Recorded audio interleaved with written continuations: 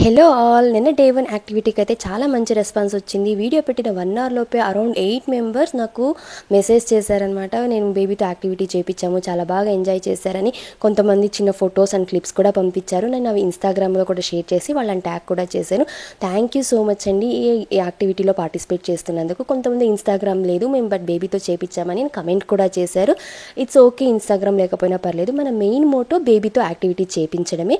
So ఇలాగే ఇంకా చాలామంది పార్టిసిపేట్ చేయాలని అయితే కోరుకుంటున్నాను. అండ్ వీలైనంత వరకు మీరు కూడా వేరే వాళ్ళకు షేర్ చేసుకోండి.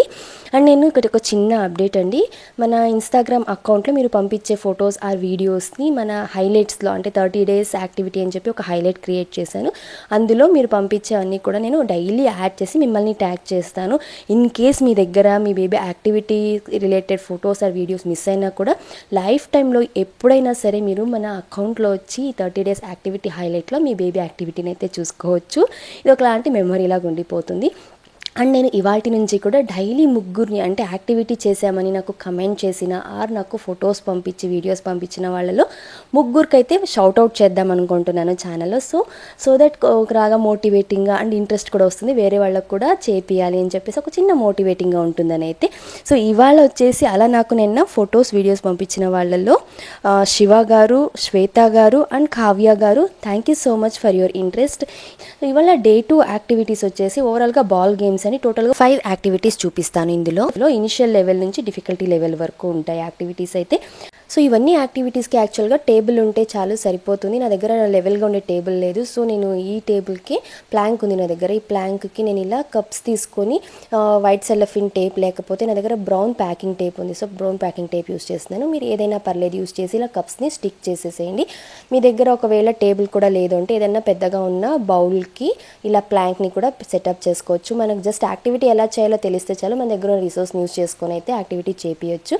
సో ఫస్ట్ యాక్టివిటీ వచ్చేసి ఫింగర్స్తో బాల్ని కప్స్లోకి త్రో చేయాలి. మనం ఫస్ట్ చేసి చూపించి నెక్స్ట్ మన బేబీస్ని చేయమనాలి.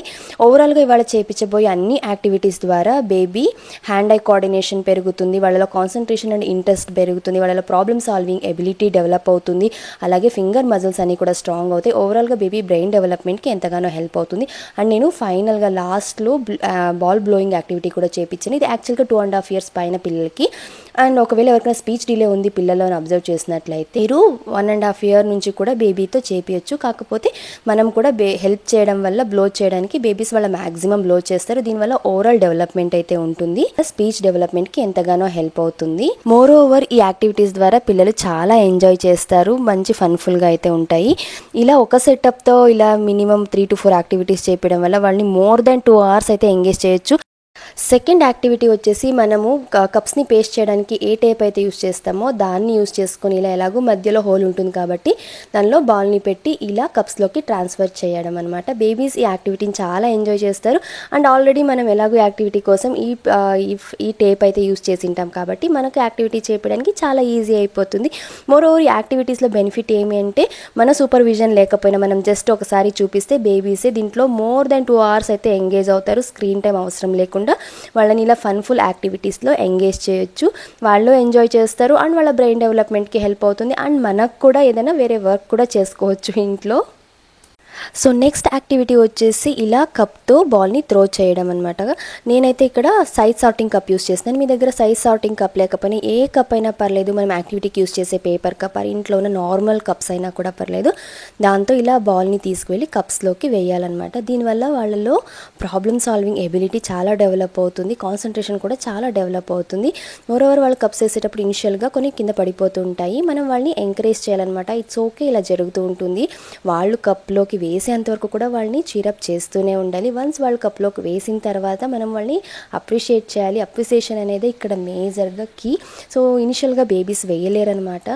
ప్రాక్టీస్ చేస్తూ వాళ్ళు మెల్లగా కప్స్లోకి అయితే వేస్తారు. పేరెంట్స్ మనమే మేజర్గా పేషెన్స్తో ఉండి బేబీస్తో యాక్టివిటీస్ అన్నీ చేపియాలి.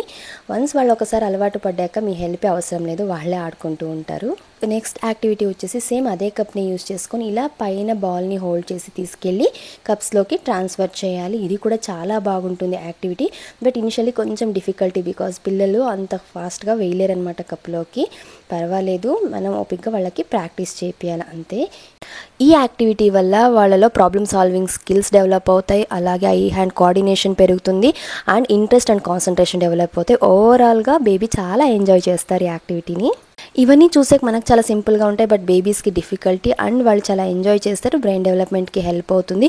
ఇవాళ చేపించిన యాక్టివిటీస్ అని 1 year ప్లస్ బేబీస్కి అండి. సో మీ బేబీ ఏజ్కి ఏది సింపుల్ అనిపిస్తుందో అది మీ బేబీతో యాక్టివిటీ చేపించి నాతో ఇన్స్టాగ్రామ్లో షేర్ చేసుకోండి, లేకపోతే కమెంట్స్లో అయినా కూడా షేర్ చేసుకోండి. అండ్ మిస్ కాకుండా యాక్టివిటీ అయితే చేపియండి. సో లాస్ట్ వన్ వచ్చేసి బాల్ బ్లోయింగ్ యాక్టివిటీ. ఆల్రెడీ చెప్పినట్టుగా మీ బేబీకి మీరు హెల్ప్ చేస్తే ఈ బాల్ బ్లోయింగ్ యాక్టివిటీ చేపించు. సో ఓవరాల్గా ఇవి Day 2 యాక్టివిటీస్ అయితే మీ బేబీతో తప్పకుండా చేపించండి. కలుద్దాం రేపటి వీడియోతో. Thank you for watching.